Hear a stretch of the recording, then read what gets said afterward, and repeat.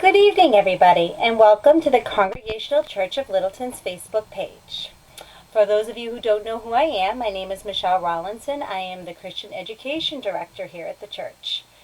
No matter who you are or where you are on life's journey, you are welcome here. So tonight's reading from our Jesus Storybook Bible is, He's Here. The Nativity from Luke 1 through 2, chapters 1 and 2. Everything was ready. The moment God had been waiting for was here at last. God was coming to help his people, just as he promised in the beginning. But how would he come? What would he be like? What would he do? Mountains would have bowed down. Seas would have roared. Trees would have clapped their hands. But the earth held its breath. As silent as snow falling, he came in. And when no one was looking in the darkness, he came. There was a young girl who was engaged to a man named Joseph. Joseph was a great-great-great-great-great-great-grandson of King David. One morning this girl was minding her own business when suddenly a great warrior of light appeared.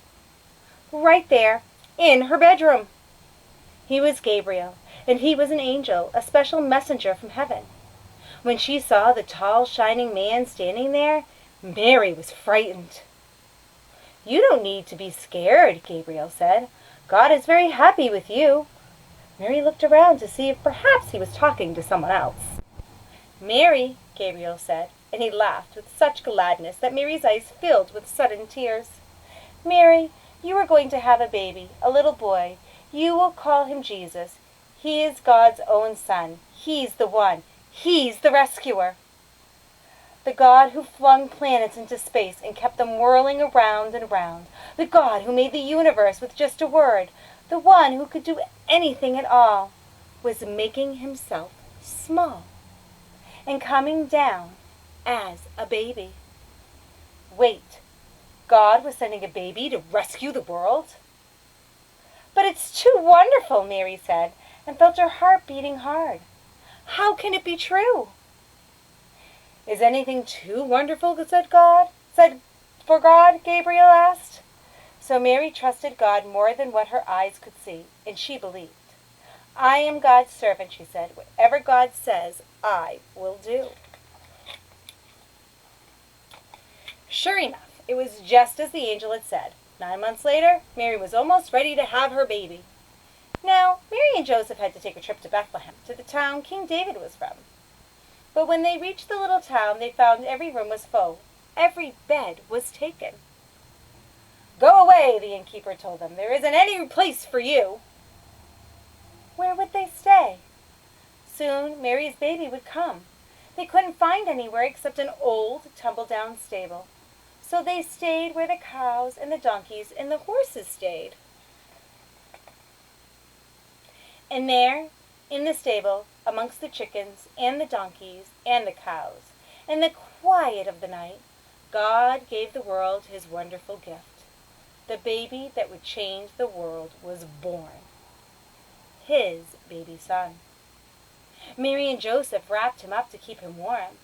They made a soft bed of straw and used the animal's feeding trough as his cradle.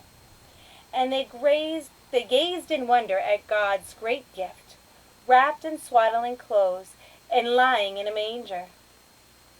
Mary and Joseph named him Jesus, Emmanuel, which means God has come to live with us, because of course he had. That is the end of our story. This is a story many of us have heard before, right? We do it every year at Christmas time as our Christmas pageant.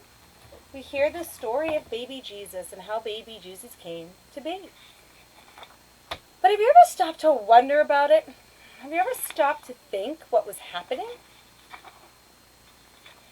So if you take a moment to wonder, this being comes down in the night to speak to Mary. It is an angel. She was frightened.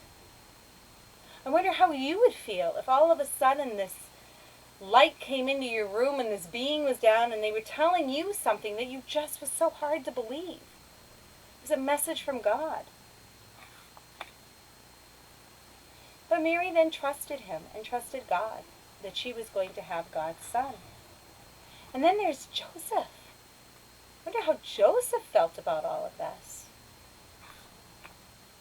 And so now they're going to Bethlehem 9 months later. She's about ready to have her baby. And nobody is giving them a place to stay. They're saying no room in the inn. I wonder how that felt for them. Riding in on their donkey, trying to find a place to stay because they know Mary is ready to have her baby. Where? Where are they going to go? I wonder how that felt. I wonder how it felt that the only place they could be in was a stable. I wonder what was going through their minds and through their hearts. I noticed that in the story they used what was around them to create what the baby would need. To create a lot of a trough. A swaddle out of cloths. That's what his clothes were out of. Right? And they set him down there. This story has a lot to wonder about it. I wonder what things you could think of to wonder about. So take some time to wonder about that story and enjoy it. And think of it in a new way. It's a story we hear a lot every year. But what's other ways that we can think of this story? I wonder. Well, thank you guys so much for joining me this evening.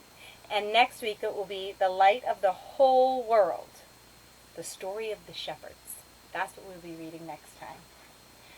Thank you guys so much for joining me. Good night.